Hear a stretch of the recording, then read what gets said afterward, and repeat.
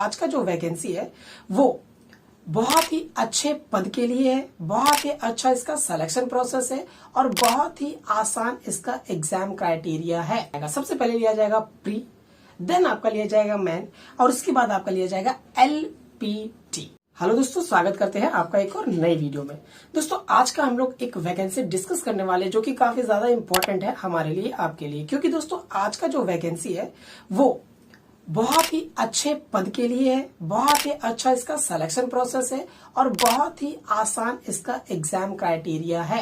ठीक है, अभी हम लोग डिस्कस करेंगे कि ये कौन सा एग्जाम है, कौन सा वैकेंसी है, कौन सा विभाग का वैकेंसी है। ठीक है, ये कैसा फॉर्म है, कहाँ के बच्चे इसको भर सकते हैं, कौन से बच्चे भर सकते हैं और साथ ही साथ कि इसकी जो एलिजिबिलिटी क्राइटेरिया है वो क्या है। तो चलिए बिना किसी देरी के इस वीडियो को स्टार्ट करते हैं। ठीक है, तो दोस्तों सबसे पहले मैं आपको बता दूं कि ये जो हमारा वैकेंसी है वो आरबीआई की तरफ से निकाला गया है। जी हाँ दोस्तों, जो कि आपका RBI reserve bank of India हमारे इंडिया का मेन बैंक है, जो हमारी कह सकते हो कि बैंकों का जो बैंक कहलाता है वो आरबीआई होता है। ठीक है, जो क्या करता है, नोट छापता है। जो हमारे करेंसीज होते हैं, जैसा कि आप यहाँ पे देख पा रहे हो, चाहे वो 500 के हो, 2000 के हो, जो कि अब बंद हो चुका है, तो 100 रुपए के हो, 50 के, जितने भी आप करेंसी नोट में देखते हो वो सारे छापने या उसी में किसी भी प्रकार के संशोधन करने के लिए जो जिसको हक होता है वो केवल आरबीआई को होता है। ठीक है, तो उसी के तहत ये फॉर्म निकला गया है दोस्तों, निकाला गया है, जिसका नाम है आरबीआई असिस्टेंट ऑफिसर के तौर पे।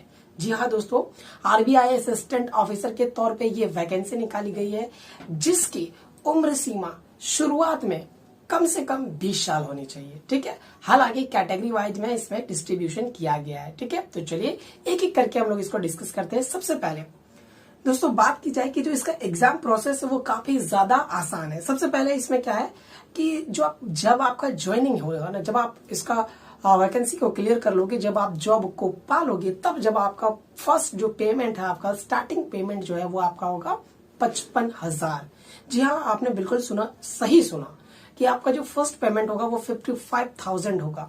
सोच सकते हैं दोस्तों कि जब आपका स्टार्टिंग में ही 55,000 सैलरी होगा तो आगे चल के वो बढ़ करके कितना ज्यादा हो सकता है। ठीक है, तो ये था आपका सैलरी की बात। चलिए अब आगे बढ़ते हैं दोस्तों। जब भी बात की जाए कि जब इतना ज्यादा सैलरी का कोई जॉब या कोई अपॉर्चुनिटी, कोई वैकेंसी होता है तो उसमें इंटरव्यू कंसिडर जरूर होता है। उसमें जो इंटरव्यू है वो एकदम कंफर्म होता ही होता है, बट इस वैकेंसी में कोई भी इंटरव्यू नहीं लिया जाएगा। ठीक है, उसके बाद साथ ही साथ इसका जो लोकेशन है वो काफी ज्यादा आसान है, क्योंकि आप जिस लोकेशन से फॉर्म भरते हो उसी लोकेशन में आपको जॉब दी जाती है। ऐसा नहीं है कि आप यहाँ से लोन फॉर्म को अप्लाई कर रहे हो तो कहीं और से आपको जॉब करना पड़ेगा, ऐसा नहीं है। ये काफी ज्यादा अच्छी बात है इस वैकेंसी के लिए। ठीक है, उसके बाद दोस्तों इसका जो परीक्षा है वो काफी ज्यादा आसान। जो फॉर्म आप लोग देख रहे हो ये फॉर्म काफी ज्यादा आसान है, क्योंकि इसका एग्जाम पैटर्न काफी ज्यादा आसान है। ठीक है दोस्तों, बात की जाए कि इसका एग्जाम किस प्रकार से होगा, तो दोस्तों इसका एग्जाम 3 चरण में लिया जाएगा। सबसे पहले लिया जाएगा प्री, देन आपका लिया जाएगा मेन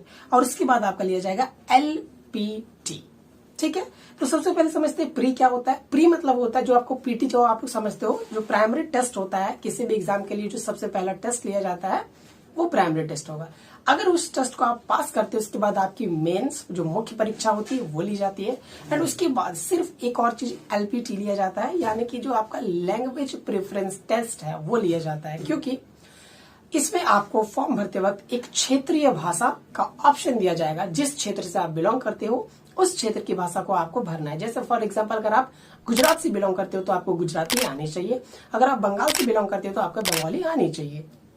अगर आपको ये सब भाषाएं नहीं आती तो आप सिंपली हिंदी भी वहां पे डाल सकते हो, कोई इश्यू नहीं है। तो काफी ज्यादा इजी हो गया, 3 स्तर में ही बस आपका जॉब आपके हाथों में होगा और इसका एग्जाम भी काफी ज्यादा इजी है। चलिए अब हम लोग डिस्कस करते हैं कि इसका जो एग्जाम का पैटर्न है कि कौन कौन सा सब्जेक्ट से कितने कितने मार्क्स के क्वेश्चन आएंगे, टाइमिंग क्या होगी, वो सब। तो दोस्तों सबसे पहले बात की जाए, इसमें 3 सब्जेक्ट मुख्य है। पहला है आपका रीजनिंग, मैथ और थर्ड है इंग्लिश। ठीक है, रीजनिंग से आपके 35 क्वेश्चन, मैथ से आपके 35 क्वेश्चन और इंग्लिश से आपके 30 क्वेश्चन लिए जाएंगे। मतलब सिंपली 100 क्वेश्चन है, 35, 35, 70 और 30, 100 क्वेश्चन, और जिसमें से आपको टाइमिंग दिया जाएगा पूरा 1 घंटा का। ठीक है, हालांकि इसमें सेक्शन वाइज डिवाइडेड है टाइम। जैसे जब आप जैसे रीजनिंग का एग्जाम दोगे तो उसके लिए 20 मिनट, मैथ्स का एग्जाम दोगे तो उसके लिए 20 मिनट और इंग्लिश का एग्जाम दोगे तो उसके लिए 20 मिनट। ऐसा नहीं है कि 1 घंटे में आपको तीनों पेपर सॉल्व करना है, ऐसा नहीं है। और ये प्री का है। ठीक है दोस्तों, ये जो एग्जाम पैटर्न अभी हम लोग डिस्कस कर रहे हैं वो प्री के लिए है।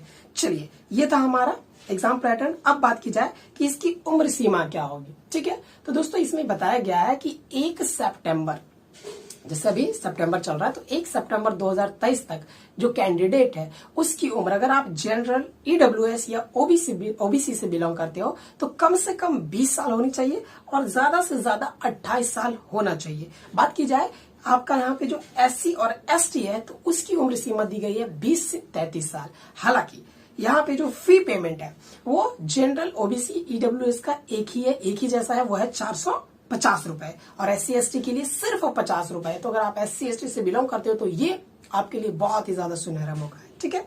दोस्तों बात की जाए कि इस जो आपका विभाग है, ठीक है, उसका डेट यानी कि फॉर्म डालने का डेट कब से है, तो दोस्तों ये डेट कब से चालू हो चुका है। ये फॉर्म हम लोगों ने इसको लेट से बनाया, या वीडियो में लेट से बना रहा हूं इसलिए, ठीक है। ये आपका लास्ट जो डेट है इस फॉर्म को डालने का वो है 4 अक्टूबर 2023, यानी आपके पास बहुत ज्यादा समय नहीं, केवल 4 दिन का समय है। तो आप जल्द से इस फॉर्म को डाल लें, क्योंकि अगर आप लेट करोगे तो हो सकता है साइट स्लो हो जाए, जिसकी वजह से आप फॉर्म को नहीं डाल सकते हो, ठीक है।